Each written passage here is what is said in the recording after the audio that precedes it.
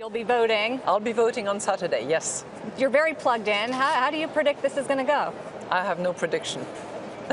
If we do get... And if I had, I wouldn't share it with you. So let's talk about the economic implications. If we do get, for instance, the far-right leader Marine Le Pen doing very well and ultimately winning, she's campaigned for France leaving the euro.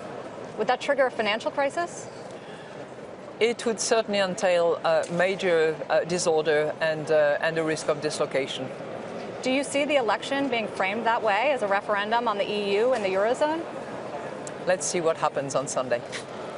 But what can you tell us about France, founding member of the euro? We were just speaking with Chairman Alan Greenspan, warning of some of the flaws. This rise in populism has really gone against what the project has stood for. You know, first of all, I think that the project in and of itself has protected us from, the horrors of wars. And we need to keep that in mind, even for the young generations, which have not known any of that. But we were at each other's throats for centuries. And the fact that we have had, nearly 70 years of peace and amicable and constructive relationships is a jewel, and it needs to be secured.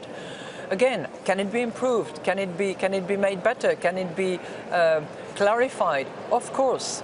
But let us not waste that treasure that has been built over the course of time. That is my personal, very strong belief. It's not the IMF speaking. Well, you did warn ahead of the Brexit vote that you didn't see a lot of positives coming from Brexit, and it would be a very, very bad outcome. Now that we've seen at least the resilience... We haven't seen anything because the outcome is not there. So you still predict that?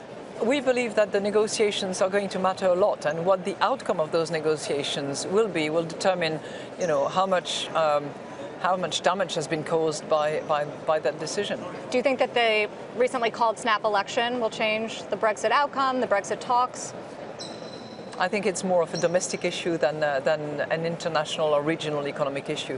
This wave of populism that's sweeping the U.S. and Europe, do you see it continuing, and how do you calculate that into the economic forecasts?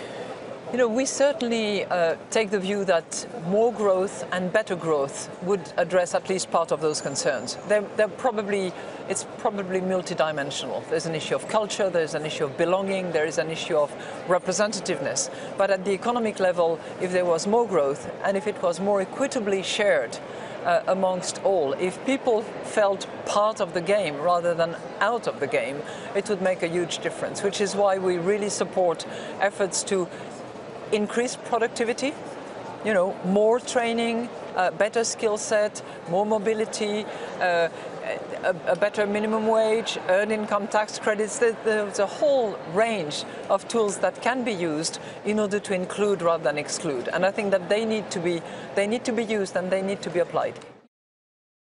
Hey there, thanks for checking out CNBC on YouTube. Be sure to subscribe to stay up to date on all of the day's biggest stories. You can also click on any of the videos around me to watch the latest from CNBC.